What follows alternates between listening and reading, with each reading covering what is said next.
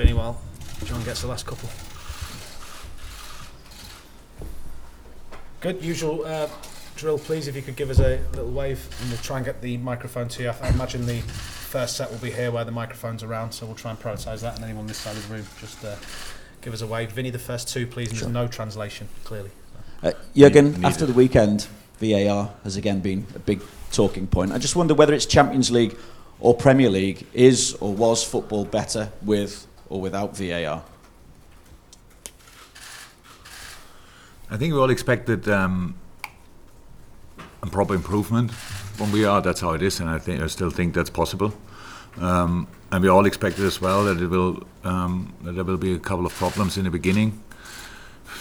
I was not in Germany when they started VAR, but I'm still pretty close and realized in the first year it was difficult as well there, getting better and better and better.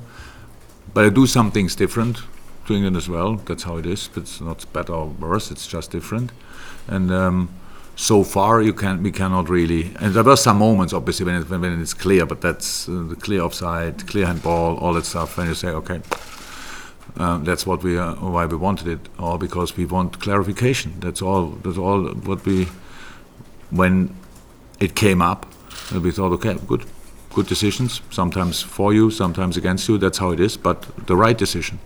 And so now I think in a moment we discuss much more after games about ref decisions than we did without VAR, and that I don't think that was the real reason for it, and so it's clear we have to obviously improve that altogether, and I think that's on its way. So a lot of meetings will happen. It's difficult in a moment for us to be part of meetings because we have a pretty busy schedule, but yeah, as much as we can help from the football side, we will try, and that's how it is, and we'll see what happens. Can I also ask you what you made of Pep Guardiola's comments with regard to Sadio Mane when he says sometimes he's diving, sometimes he has this talent to score incredible goals in the last minute. He's a talent. Obviously complimentary on the one hand, and then raising questions about diving on the other. So I'm not reading the English. The papers asked me already about it, and I tried to say pretty much nothing about it. Didn't work 100%, but I'm not really in the Man City mood in the moment, to be honest. I don't think about it. I like that he says about one of my players. I'm not 100% sure that he spoke about Sadio or about us in general, because it maybe only mixed the words he and it or them up. I'm not sure now, but maybe only because I didn't hear the Sadio's name. I don't know how he could have known about any incident in the game so quick after the game, what happened there. But I can say, and people from other clubs, it's always like this, that's how it is, but Sadio is not a diver. So it was a situation in the Aston Villa game where he got a contact and went down, and maybe it was not a penalty, but there was contact. It's not like jumping over a leg and do like he hit you or whatever. Just there was contact, and all the other penalties were penalties because he was in that situation, stayed there, and I'm 100% sure if something would happen like this for Man City, they would want to have a penalty because somebody kicked the player in the box, and that's a penalty. So that's pretty much. But I'm absolutely not in the mood to talk about Man City. I really want to talk today about Genk or us or whatever, but not about the game on Sunday. Talking about you, more goals in the last 15 minutes than any other team in the Premier League. Why is that, and what confidence does it give you? not just in the title race in the Premier League, but I'm also thinking when it comes to a competition like this as well. The fact that you are so potent in those last 15 minutes again. Different reasons, obviously. You can say because we have to. Because of the result in the game, stuff like this. We have to chase the game too often if you want. But on the other side, we are there to squeeze everything out of the 95 minutes we can. That's how it is. Unfortunately, we were not really often high enough up to control the game only in the last few minutes, and it's a situation. So, but of course, on the one side, it shows a problem that we concede obviously goals in moments when we are not 2, 3 or 4-0 up. The last 3 times we conceded the first goal in the game. The good thing is obviously that it's not a massive impact, obvious. So it's like it should be. It's an information, nothing else. no impact needed. Just go for it. It's never that we think before a game we only want to score once, and it should be enough. And then if you concede one and think, oh my God, we only can go for a draw now. We want to win football games, and we don't want to stretch luck too much. That's how it is. But the game, for example, Aston Villa, I didn't think 100% that we will score, but I was sure we will get moments if we stay as composed as we were, and as clear and as creative and as direct as we were in this second half. Then we will have chances, and then we have to use them. Obviously, that's what the boys did in very decisive moments, and that's why we won the game. That's why we scored now twice late, and against Tottenham late. It's United late and all these things. It's important, but it's about the result in the game, and we had to do so. So that's why we have that number. But how is that? To 100%, honestly, I don't care. We have to win football games, and I don't expect perfect football games. It's not that I think it's not allowed to make this mistake or that. The goal we conceded against Aston Villa is a good example. It was no mistake. There was no mistake. It was we defend set pieces really well usually, and defended that set piece really well. But we have to accept that Aston Villa did better than we did in that situation. So smart block on Virgil, which is usually not enough, and very good timing of the runs, which helps a lot around set pieces, and they did it really well. So they deserve that goal. That's how it is. It was not a mistake. So, but you can concede goals like this in football. So no problem with that. Nobody needed to feel bad about it, and so we carried on, and at the end we did it. Yes. You say about nobody feeling bad, but Alisson said it really annoys him when you can't keep clean sheets. I can imagine. From them, because you've had less than half the amount at this time last season. So do you deep down feel probably the same? That is always part of development. A lot of things work out really well in that season. Already, it's only 11 matches in. Yes, it feels much longer, but it's only 11 games, and there's a lot of. We always try to improve it, but you can. Our main target cannot be now to have clean sheets. We want to have clean sheets, but we have to be creative. We have to do. And the goals we conceded, they were all different. The set piece thing is now one time against Tottenham was their first attack, deflected ball, crossbar. It doesn't happen. For me, it's more important that opponents don't create against us a lot. If they score with their one chance they have, yeah, it's not nice, but that's nothing you really can work on. But we have to. That's of course we don't want to concede goals. That's easy as that. And as a goalkeeper, I can imagine I didn't annoys him. But at the end, he's as happy as all the others when we win the games. And he's not too much bothered about the clean sheet or whatever. But we will have clean sheets during the season, I'm 100% sure, and there will be a moment when we defend all the situations better again, and then we still have to score goals to win the games. And I understand why you wouldn't want to be in a Manchester City mood out of respect for Genk and obviously the competition as much as anything. So how do you stop that mentality when you go through those doors? Do you put a ban on saying those two words, or do you not need to do anything like that? Ban on what? The two words that you're not in the mood to say. The Manchester 2 words. City. Oh, I can say the words Manchester City. I only don't think about them in the moment. Why should I? That's no problem. And you mean if I have to tell the boys? Anybody that side of the curtain, I suppose. I don't have to.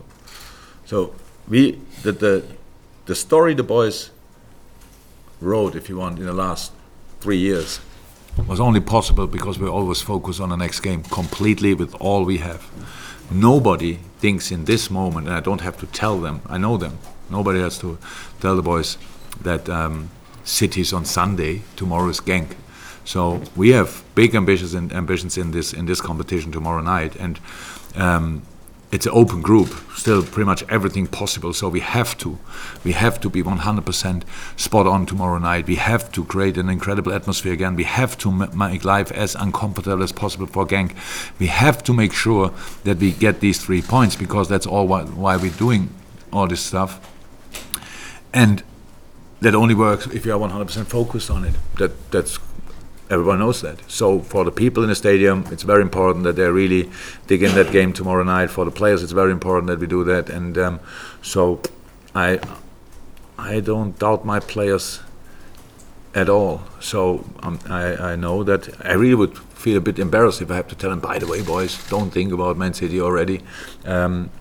So I know them well enough. I don't have to do that. Okay.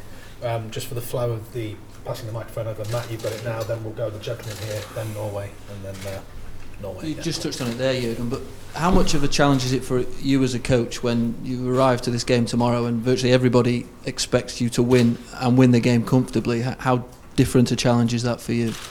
It's a challenge, but pretty much the best you can have, because it means you're a manager of a good team. You are in an okay situation at least, and that's how it is. It took long enough for us to come in a situation like that. So I don't want to be in a situation now and now think that's the biggest problem in football. It's not, but yes, of course. But it's especially always these center games of the group stage is like you have one away, one at home. We had that last year.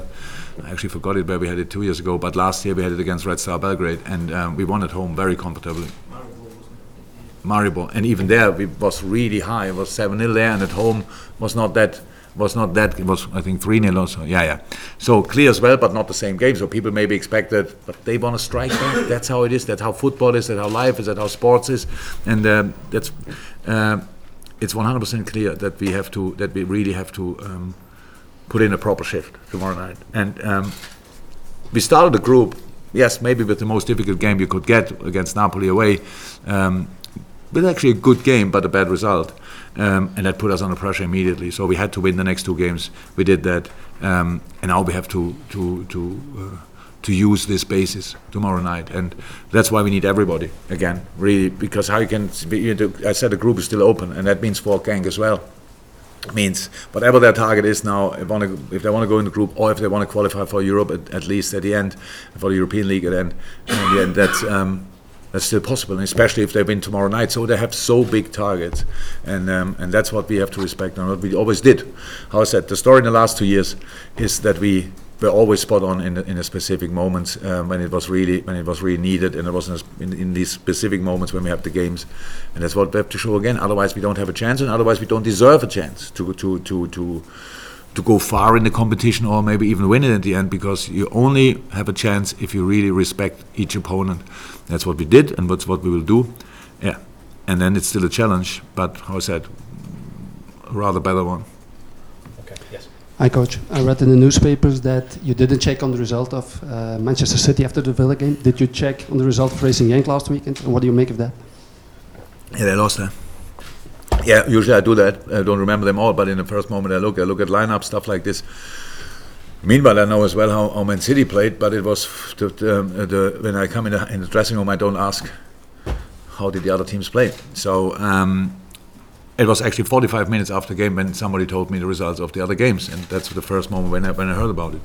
And that's all. But of course, I know about Genk, and I know the different lineups, stuff like this, that what they changed and what they who could play, and all these things. I have all the information, but actually the final analyze meeting is after the press conference, and then I have all the information I need, and then we can train, and then we can train tomorrow morning again, and then we will play tomorrow night.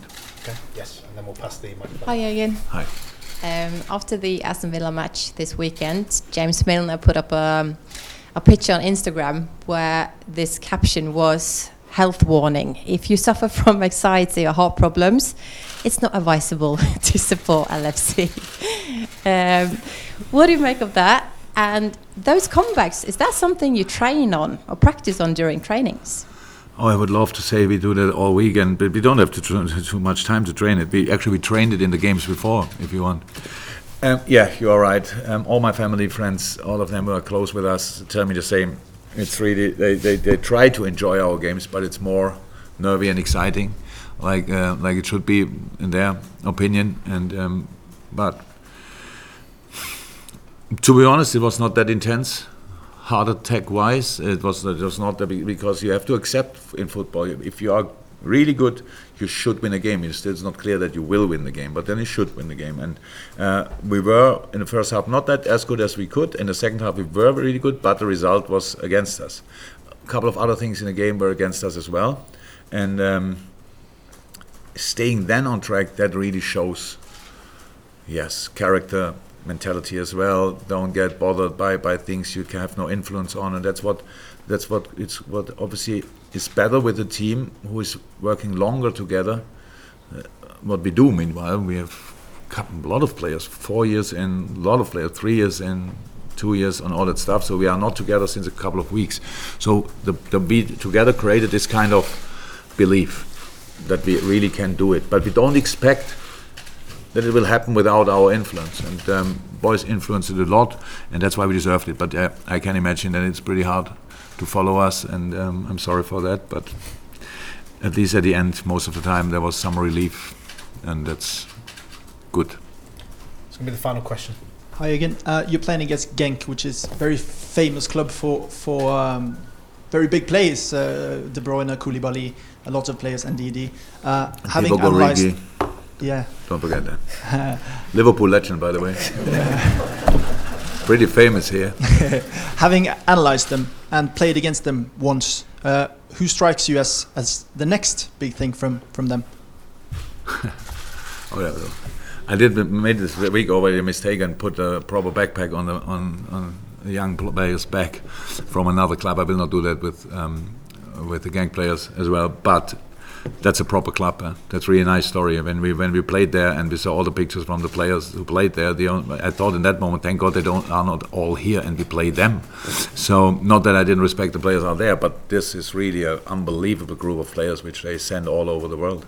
So that says a lot about the club, and it says a lot about the character of a club and the teams they create always. Last year becoming champion, which is incredible, an incredible success. Losing players, key players again, still staying on track, try it again, make new decisions, bring in new players. It's such a wonderful story, to be honest. But unfortunately, we are not here to show our admiration or how much we admire stories like this. We have to beat them. That's a competition for, and that's what we will try. But it's really, I respect clubs like this a lot, and it's. Sensation, and there will in the future there will be more names coming from there. It's because if you have this kind of direction as a club, it brings in other young kids who want to do the same, they have their role models out there in world football, and it's really it's important obviously for imagine the world of football how it would be without all these wonderful players born or raised or educated at Genk. Oh, really. Not that nice, so we enjoy a lot what they do in the world of football, and that's cool. Thank you very much, Genk. Thank you guys, see you tomorrow. You're welcome.